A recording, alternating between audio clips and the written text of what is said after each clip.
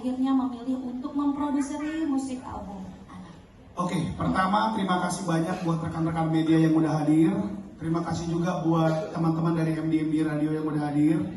Dan terima kasih juga buat tempat ini ya, namanya adalah The Hang. Ini tempat yang paling cozy saat ini, yang berapa kali aku lihat mau launching baru ya? mau launching di mana ya, akhirnya terpilihnya di The Hang karena apa, menurutku dia tempatnya cocok banget buat kita langsung kayak ngobrol sehangat ini. Jadi terima kasih banyak. Aku tuh punya kekhawatiran deh tentang lagu anak ya. Waktu itu aku pernah membuat lagu anak yang berjudul Lagu Untuk Kamu, dan itu works banget.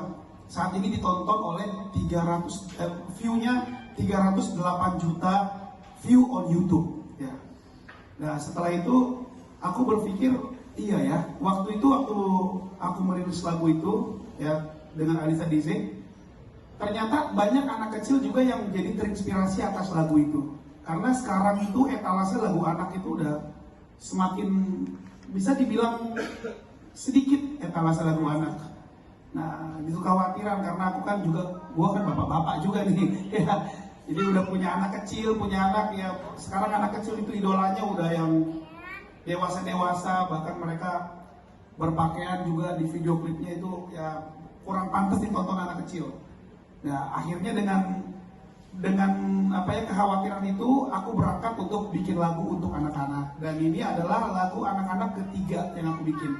Wow. Ya, semuanya rata-rata meledak ya. Ya, pertama kalau kalian ingat itu ada Aliansyah namanya, Aliansyah si bocah viral. Lalu yang kedua Alisa Dize, baru yang ketiga Anissa dan Munti. Dan rata-rata semuanya go internasional ya? Puji Tuhan, ya seperti itu. Ya. Oke, berarti kan awalnya sebagai seorang produser pastinya kan melihat peluang ya, peluang dari seorang penyanyi, apakah penyanyi tersebut bisa bernyanyi emang maunya dia sendiri, emang dia bakat, atau emang nyanyi karena disuruh. Nah, nah kita sedikit mengupas nih, karena ini yang bernyanyi adalah seorang anak usia 6 tahun.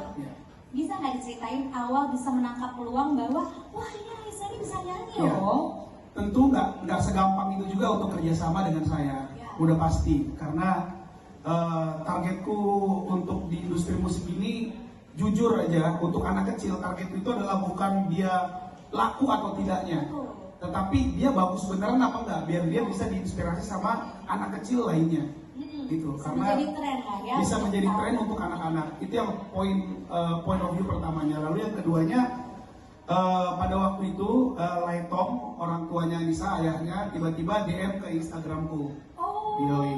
Dengan PD-nya Laitom ini bilang, gue punya anak gue suaranya bagus gitu ya. Jadi ini ayahnya ya, yang langsung nyari Bang Kosan ya? Biasa itu orang tua, anak gue begini, bagus gitu ya. Semua orang tua pasti ya membanggakan anaknya. Dan itu memang satu hal yang wajib kita lakukan sebagai orang tua. Ternyata begitu dia kirim materi vokalnya, agak lain ini gitu, memang bagus. Lalu aku bilang, oke, Bang, coba kirim dulu dia nyanyi beneran. Sekarang kan udah zaman autotune ya, bisa aja pura-pura ya. Di Malaysia, Indonesia. Iya, posisinya mereka tinggal di Malaysia. Oke. Beneran direspon dan dikirim. Kok bisa nyanyi? Waktu itu dia nyanyiin lagu Surrender, terus nyanyiin lagu Evanescence yang Bring Me to Life. Dia kirim ke aku tuh materinya. Kok beneran ya? Ini kalau kondisi kalau lagi live itu kan nggak mungkin di autotune, kayak live bener-bener live, bener-bener raw ya. Nggak mungkin, ini beneran nih. Oke, sekarang tanpa panggung, sekarang coba nyanyi di rumah aja dia polos. Kok bisa juga gitu. Nah, dari situ aku penasaran, kepancing untuk mengiyakan. Karena kan pasti banyak ya dengan kesuksesan Alisa Dize yang kemarin 308 juta view on YouTube, yang menghubungi saya anak kecil untuk menyanyi itu bukan 1, 2, 10, ratusan orang yang menghubungi. Jadi makanya aku bilang nggak gampang juga, karena yang pernah kita capai udah begitu kan. Bukan penghasilannya, tetapi lebih ke keahlian anak ini gitu. Dan akhirnya aku putuskan untuk produserin Anissa. Ya, aku bilang oke, aku mau produserin Anissa. Terus aku bikin lagunya, ya judulnya Anugerah Terindah. Karena lagu anak-anak ini juga harus lagu yang bisa menginspirasi buat anak-anak lainnya, baik itu di Indonesia maupun Malaysia. Jadilah Anissa yang nanti kalian lihat. Oh, satu lagi tadi mengenai tadi dia nyanyi beneran apa enggak gitu ya.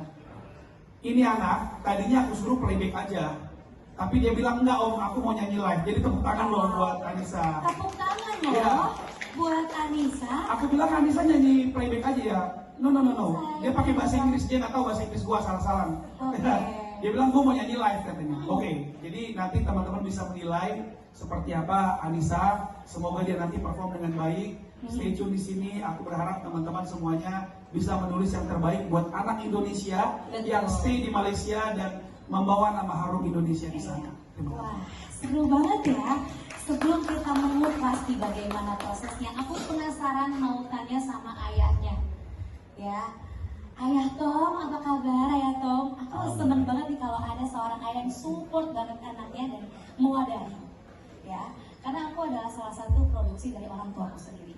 Hasil ambisinya malah ya, dan akhirnya jadi penyanyi. Nah, apa yang membuat Ayah Tom menemui atau menghubungi Bang Kosan?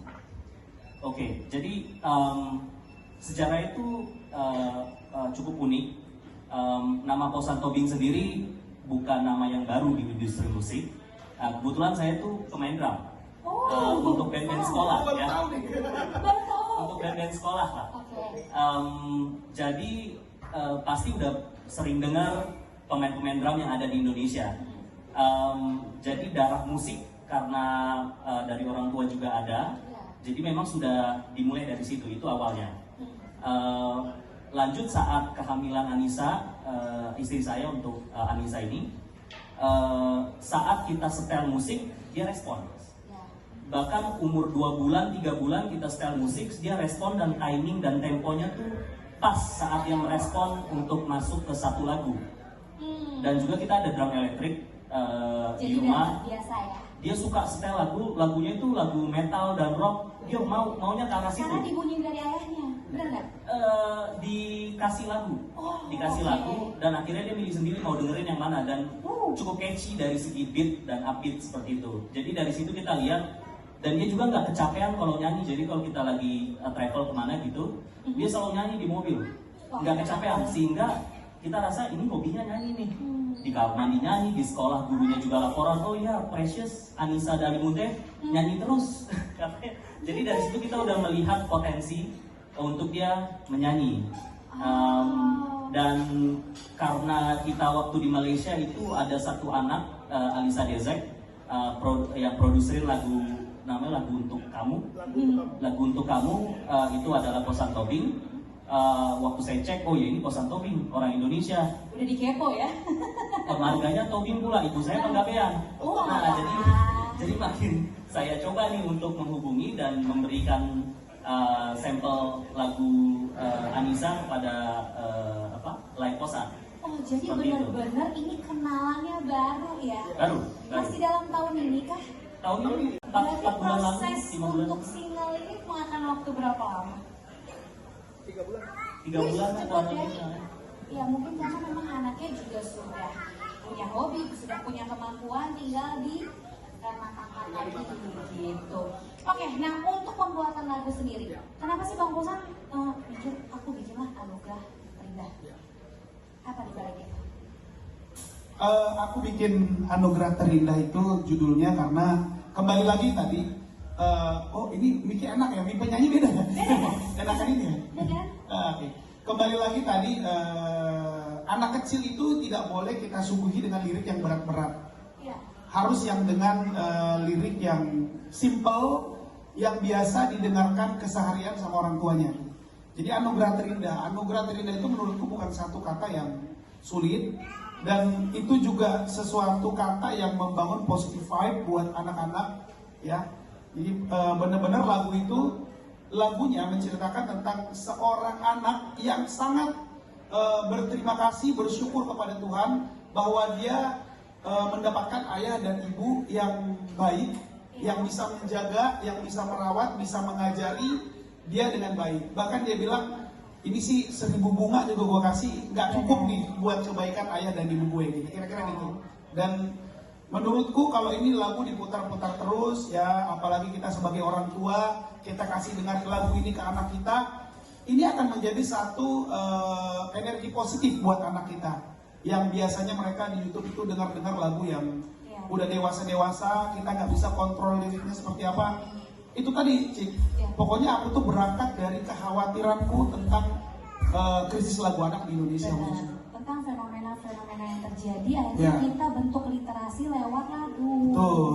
Ya, dan aku juga penasaran juga nih, kan ini namanya penyanyi anak itu kan butuh banget yang namanya lebih cooling down dalam proses recording. Betul. Ceritain dong gimana sih proses recordingnya? Anak kecil itu selain memang dia sulit diatur dan nunggu mood, apakah ada kisah lucu pada saat recording itu? Ya. Mungkin aku boleh nanya sama Anissa. Boleh dong. Anissa coba cek your vokal. Anissa, check your mic. Test. Oke, gitu. And then Ini kalau dia ngomong bahasa Inggris, gue yang minum nih, gue agak terlalu ini. Oke. Oh, in Indonesia. Can you speak Indonesia? Ya. Yes. Oke, kenalin, aku Tante Ciki. Salam dulu, ini cakep ya. Aku ingat banget pas waktu aku kecil juga pakai baju kayak begini. Kayak gini ya. Mama papanya yang ngurusin. Sekarang lu siapa yang ngurusin? Ada? Urusin diri sendiri. Oh, kesian. Iya udah, oke, lanjut. Halo sayang, seneng gak? Hari ini Anissa ternyata launching single Anugerah Terindah. Boleh gak? Aku mau dengar cerita dari Anissa gimana sih awalnya bisa rekaman dan bisa nyanyi. Kali ya. Nah, tadi sih aku sempat ya dengar dari Bang Kosan katanya dia itu ada pengalaman lucu ya? Iya. Gara-gara apa sih?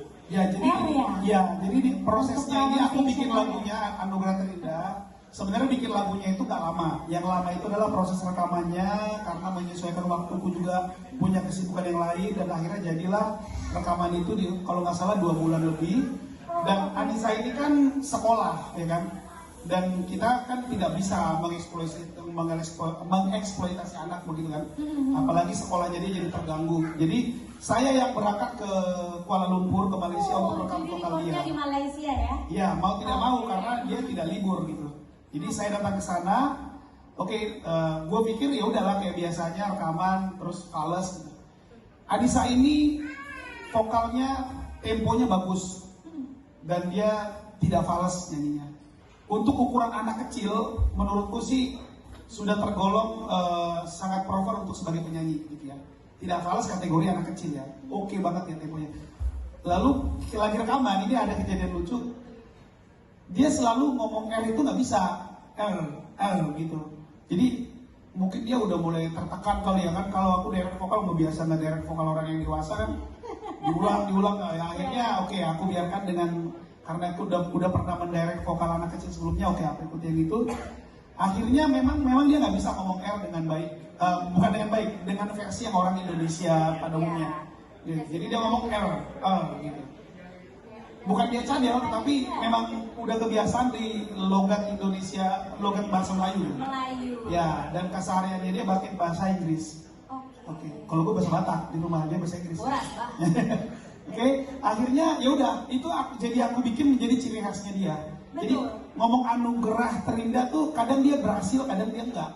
Anugerah Terindah, kadang Anugerah Terindah gitu. Kadang Anugerah Terindah, kadang benar, kadang enggak. Tapi aku biarkan ternyata enak juga ini kayak gitu. Jadi itulah keunikannya. Ya kalau untuk take vokal untuk anak seusia kelas 4 SD Anissa rekaman 1 jam lebih buat aku itu udah spesial. Jadi boleh kita tepuk tangan buat Anissa dong. Ini pinter banget sih kamu sayang. Berarti ini aku dapat poin penting bahwa selain kita menyuguhkan lagu anak, kita juga harus bisa membaca mood anak saat recording. Benar. Dan ini mesti di highlight ya. Kadang-kadang ada produser ataupun memang ada vokal coach yang mungkin maunya yang terbaik gitu. Tapi kan kita tahu kalau anak-anak itu harus pakai mood. Banget terus udah gitu kayak nggak bisa one take sebenarnya. Malah kalau aku tuh taunya rolling aja terus di replay terus sampai kita ambil yang terbaik gitu ya. Jadi pengalaman ibu ini kayaknya. Saya pengalaman sekali dari zaman Pita ya. Dari zaman Pita ketika saya rekam salah semua ngulang dari awal ya. Tapi dihadiahin permen enggak? Dihadiahin aset. Oh ya. Sama apa lagi Pak? Royalti. Royalti. Ya. Jadi memang unik banget ya. Aku senang banget ya hadir di sini karena ini kayak nostalgia ya. Momen nostalgia aku zaman kecil